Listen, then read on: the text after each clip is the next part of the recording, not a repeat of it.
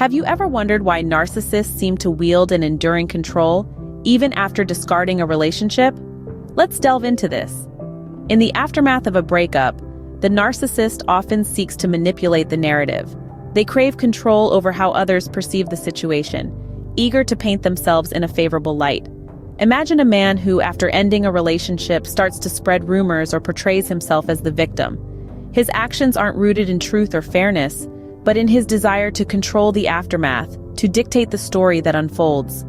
This behavior is not about preserving dignity or seeking closure. It is an illusion of control, a desperate attempt to maintain influence. He may no longer be present, but he clings to the power of shaping perceptions, outcomes, and even emotions. In essence, the narcissist's fantasy revolves around retaining control, even when they are no longer part of the picture. Next, we explore the narcissist's deep-seated need for validation and the expectation that their discarded partner will regret the separation. Picture this. A man, once the center of his partner's world, now finds himself on the outside looking in. Unable to accept this new reality, he clings to a fantasy where his ex-partner is filled with regret and longing for him. He scrutinizes her social media, interpreting every post as a hidden message of her regret. This yearning for regret is not about the ex-partner's happiness or well-being, but about the narcissist's need to feel irreplaceable. It's about them maintaining a sense of superiority, a sense of being so unique, so special, that their absence leaves a void that cannot be filled. Yet, this is nothing more than a fantasy, a narrative spun to feed their ego. It's a mirage that offers no real satisfaction, only an illusion of control. The narcissist's fantasy of regret is simply another manifestation of their need for validation and superiority. How often do narcissists fantasize about a grand reconciliation? More often than you might think. Picture this. A man who's been discarded by his partner keeps reaching out, hoping to rekindle the relationship, but on his terms. It's almost as if he's acting out a script where he's the hero, and his ex, the damsel in distress, returns seeking forgiveness. But this isn't a romantic movie. This is real life.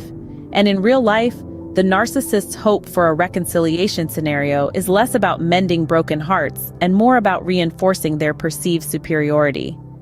They envision the discarded partner returning, not because of undying love, but to validate their ego, to affirm their dominance.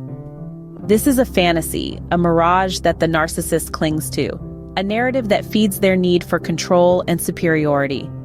It's crucial to understand this, to see the illusion for what it is. For the narcissist, reconciliation is less about rekindling love and more about reaffirming their dominance. The narcissist's fantasy doesn't stop at reconciliation. They also hope to leave a lasting impact, a legacy of longing. Imagine a narcissist named Jack. After a relationship ends, Jack leaves behind personal items at his ex's home, sends messages reminiscing about shared memories, or frequently drops by places they used to visit together. These are not innocent actions. Jack is deliberately crafting an image of himself as an unforgettable presence, a phantom limb that his former partner will miss, long for, and in his mind, eventually seek to reattach. This is a common strategy among male narcissists. They anticipate leaving a lasting impact on their discarded partners, cultivating a sense of longing and nostalgia. The goal? To fuel their own ego, to reassure themselves of their perceived superiority, their irreplaceability.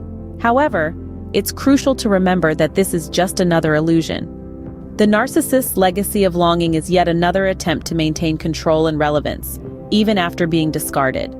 Finally, let's uncover the narcissist's desire to maintain a web of influence over the discarded partner's life. Picture this.